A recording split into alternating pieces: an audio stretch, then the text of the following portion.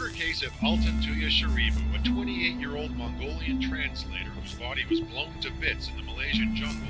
C4 explosives are explosives meant to bring down buildings, not to kill people. I went to that place several days later. I had to go there. When my daughter was killed, I saw the actual crime scene. It looked like there'd been a war, a bomb site. That's what I saw. Just imagine. This stunning lady is Altantuya Shaariibuu. In 2006, she was taken into the luscious jungles of Malaysia and blown to pieces with powerful explosives. But she wasn't the victim of a psycho killer or obsessive maniac. Altantuya was the victim of an extremely corrupt system where having relationships with politicians can end in grisly deaths. I'm sort of, hang on, what are you telling me? Did you pull the trigger? Altantuya didn't venture into Malaysia's political or criminal realms on purpose. She didn't seek power or fame, but a passionate affair led her into a dangerous world she wasn't ready for. It has all the elements. It has corruption, it has sex, it has money, it has murder, it has everything. Let's jump into the story that the Malaysian government is still trying to conceal. But before that, please be sure to like and subscribe to Trapdoor Crime if you enjoy our content. The model that was blown to pieces after caught in an affair. On a dark night on October 17, 2006, sometime between 10 p.m. and 1 a.m., Altantuya Shaariibuu's limbs were bound together and she was thrown into the back of a car. Two masked government men drove her into the thick jungle near Kuala Lumpur, Malaysia's capital. She screamed and begged for her life, but alas, a shot to her face ended her. Altantuya died scared and confused, with no goodbye to her loved ones. Then, in an attempt to make sure her body was never retrieved, the two men strapped military-grade explosives to her limbs. C4 explosives are explosives meant to bring down buildings, not to kill people. Finally, they pressed a button, and Altantuya's body was blown to little bits and scattered all across the jungle floor. What happened was just like in the movies. I've seen such terrible things only in the movies. But this time, the movie became my reality. The men left a bloody scene straight from a Scorsese film behind them. Due to their connection to the government, they thought they were untouchable by the law, but they would be caught and they would uncover a story filled with dishonesty, corruption, and sheer horror. Don't cheat on your wife. I went to that place several days later. I had to go there. When my daughter was killed, I saw the actual crime scene. It looked like there'd been a war, a bomb site. That's what I saw. Just imagine. As you can guess, this shocking incident quickly made headlines in Malaysia. It's not every day someone, especially a young, innocent woman from another country, is blown apart. With the media swarming the murder scene, the police knew they had to act fast. Soon, the two culprits were identified, 30-year-old Chief Inspector Azila Hadri and 35-year-old Corporal Sirul Azhar Umar. These weren't just ordinary guys. They were part of an elite special actions unit and served as personal bodyguards for Malaysian Prime Minister Abdullah Ahmad Badawi. So why were the Prime Minister's bodyguards involved in the killing of a 28-year-old Mongolian translator and model? The number one question on everyone's mind is motive. Everyone wants to know who ordered it. Because these two officers who have been found guilty beyond reasonable doubt now didn't even know her. You know, they had no reason to have hurt her in any way. The Malaysian authorities found it difficult to infiltrate the Prime Minister's bodyguards, so they decided to look into Altantuya Shaariibuu's life. She was born on May 6, 1978 in Mongolia, but raised in the Soviet Union where she grew up with a sister and two parents. She was a free-spirited, open-hearted person. She had this strong self-confidence to live, learn, and take care of herself. As a child, Altantuya was exceptionally intelligent, especially at learning foreign languages. She was fluent in Russian, Mongolian, and Chinese, which were common languages in her region. But as she mastered, she also became fluent in English and French. Despite excelling in her academia, Altantuya's personal life was hectic. In 1990, she moved back to Mongolia to become a professional translator. A few years later, she fell in love and married Maadei, a local techno singer. They had a son in 1996, but sadly, their marriage fell apart. After the divorce, Altantuya decided to leave her son with her parents and moved to France to pursue modeling. However, within a few months, she returned to Mongolia to continue translating. In 2003, she married again and had another son. However, again, the marriage ended in divorce, and her second son also went to live with her parents.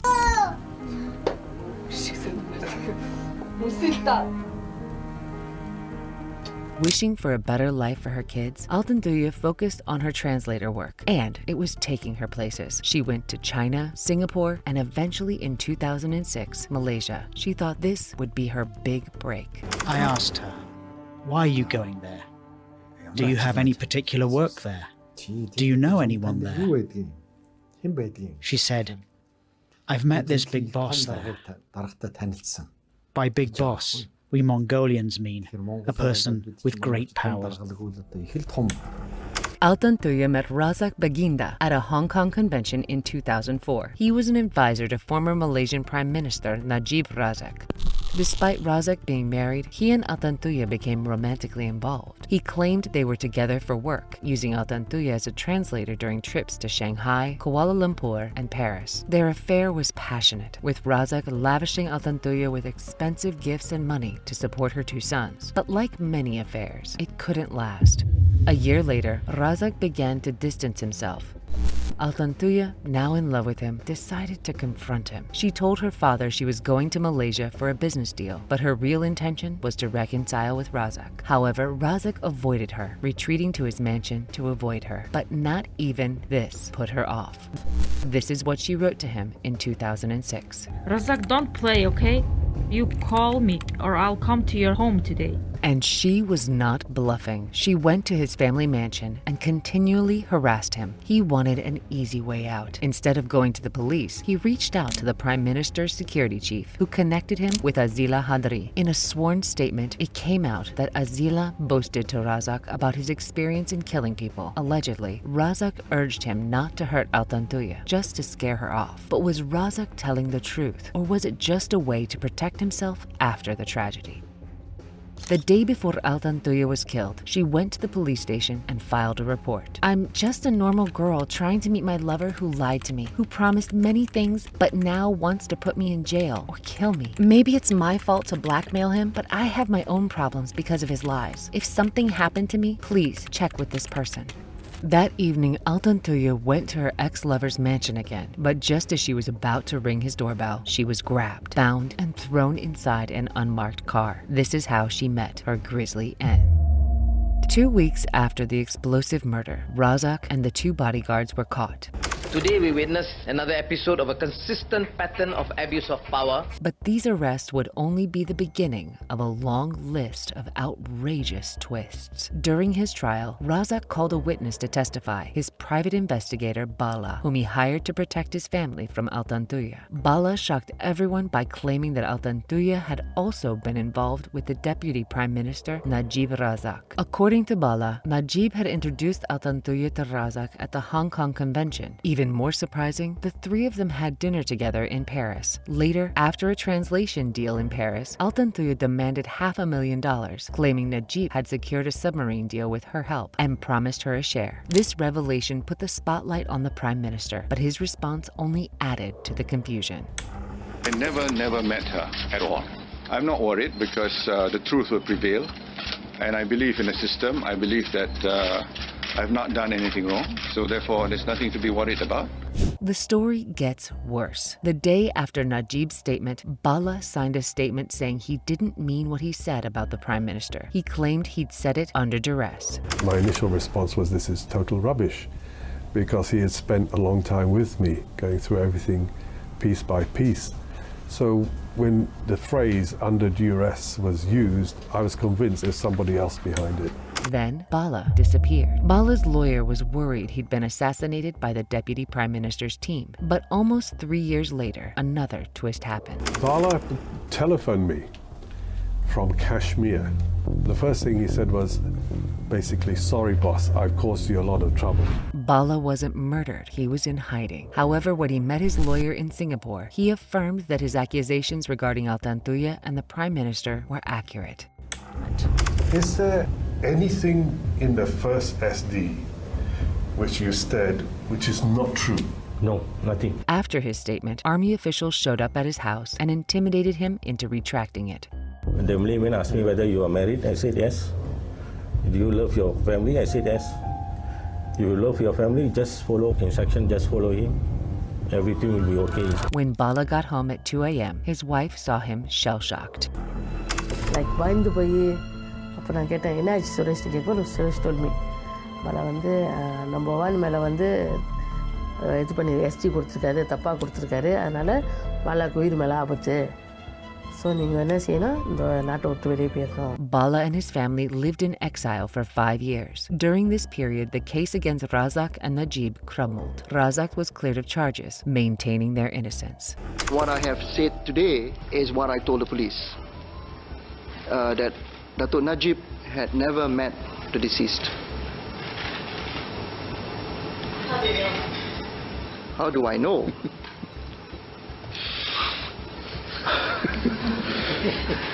It's like asking me, I mean, I know.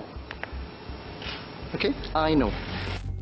His laugh makes him seem like he's untouchable. As attention slowly shifted away from Razak, Najib became prime minister, and the media bombarded him with questions about Altantuya and the shady submarine deal. Altantuya claimed Najib owed her money, and the submarine deal seemed suspicious. Why was Malaysia buying 2 military submarines from France? Initially, Razak and Najib denied involving Altantuya as a translator in the deal. Razak said he met Altantuya in 2004, but the deal was made in 2002, so she couldn't have been there. However, when French media investigated, they found reports placing Altantuya with the 2 men. Soon, these reports were placed in the hands of the Malaysian anti-corruption NGO Suaram.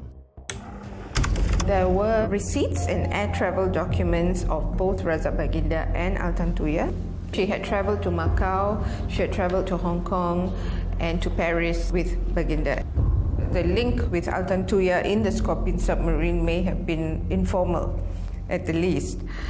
But it did not preclude the fact that she may have known many of the details of the procurement. As French and Malaysian anti-corruption organizations looked further into the submarine deal, they found that hundreds of millions of dollars were being misplaced into companies owned by Razak, Najib, and other important politicians. Leader of the Suraram, Cynthia Gabriel, then started receiving death threats, but she was not scared. This fueled her interest in exposing the corrupt officials and getting Altantuya justice. Even if he had never met her, he would have known what was her role, what was her relationship. He would have known who she was. Will there be justice? Altantuya's father would not stop searching for evidence, even though the Malaysian authorities put an end to the case. It is very difficult for me, mentally, to keep going to Malaysia. I feel horrified, to be honest. It feels as if I'm entering this frozen ice, even though it's a hot tropical country. And his fears were valid. Al Jazeera reporter Mary Ann Jolly flew to Malaysia to meet Altantuya's father. But as she entered Kuala Lumpur airport, she was threatened. I've just been told that I'm on a bad list. This is the second time this has happened to me. When I left to go to Hong Kong to see Mistress Shaariibuu, I was pulled aside, and now it's happening again. It obviously shows the sensitivity of this story, and I've obviously come under the spotlight. Mary Ann was forcefully deported back to Sydney unlawfully. I'm being deported from Malaysia. I'm being escorted by about 5 customs agents and a man in military outfit. So I'm about to board my flight to Sydney. Here's another shocking turn of events. You might be wondering what happened to the 2 security guards during all this. Well, the same legal team that vigorously defended Razak and Najib also tried to protect the guards. Their trials stretched out over years, with the judge pushing for the death penalty while their defense argued for innocence. Finally, in January 2015, the federal court overturned their acquittal and sentenced them to death for first-degree murder. However, Sarul never appeared. He had fled to Australia, hoping for freedom and a new beginning. But upon reaching the border, he was arrested and taken to the Villawood Immigrant Detention Center. This sparked a significant movement among Malaysian advocates for justice. A former prime minister called on Australia to grant Sarul asylum so he could reveal the extent of Malaysian corruption and identify whoever ordered the hit on Altantuya. If he thinks he is safe in Australia, I think he would be able to say who instructed him. Australian authorities uncovered a desperate message Sarul sent to someone he calls Boss right as he was fleeing to Australia. I am in difficulties here. I want 2 million Australian before Boss comes to meet me. I need to guarantee the future of my child here. After that, I want 15 million Australian. I will not return to Malaysia ever, Boss. I won't bring down the PM. If he vowed not to implicate the Prime Minister, does that mean he has the ability to do so? At the very least, this message links Najib to Altantuya's murder. It's thought that Malaysian authorities then arranged for Sarul to stay safely in Australia to prevent him from speaking out. If he were sent back to Malaysia, he'd likely face the penalty, which might prompt him to talk. Whatever they did, it seemed to be effective. From the Australian detention center, Sarul released a video stating Najib's innocence. I would like to report here Najib Razak is not involved and has no relevance to the case. However, Sarul managed to incriminate himself when he confessed about murdering Altantuya to an Australian relative. We were sitting in my home. I was looking at his passport and I said, look, we've got to get online and do your visa if you want to stay. That's when he proceeded to tell me he'd shot a woman.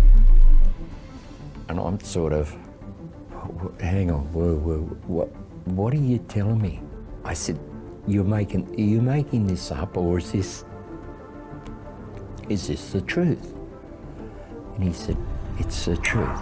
Shockingly, Sarul confessed to something else. It wasn't just the 2 bodyguards. It was the 2 bodyguards and Razak, Altantuya's former lover. I said, did you pull the trigger? Like, did you? He said, no, I didn't pull the trigger. Razak pulled the trigger. Yes, Sarul claimed Altantuya was killed by her ex-boyfriend and his bodyguards were just following orders. He also stated he would have been killed if he disobeyed Razak's commands. Now, Australian and Malaysian authorities are facing a complicated situation. Malaysia's government is accused of corruption and protecting its politicians, while Australian authorities are trying to figure out what's true since Sarul has changed his story and won't accuse Razak. Meanwhile, anti-corruption groups are still fighting for justice for Altantuya. Cynthia Gabriel thinks it's as simple as this. It seems like very much that she had a lot of information with her and she was threatening to tell all if she didn't get her portion of the money. So she threatened to blow the whistle? Yes. Former Malaysian Prime Minister Dr. Mahathir Mohamad spoke about just how corrupt Najib Razak is. I think it's not a bad thing to have power, but you have a man who is not a dictator but who abuses everything, undermines all the authorities of government. And let's be clear, you're talking there about Mr. Najib. Yeah, I am. You're taking a big risk doing this, aren't you? No risk, no gain. Sadly, this paints a grim picture. Malaysian government officials would do anything to secure their power and money. One life meant nothing in their big game. My daughter did nothing bad to this country. Maybe she made someone furious or mad, but she wasn't a terrorist. She didn't kill anybody.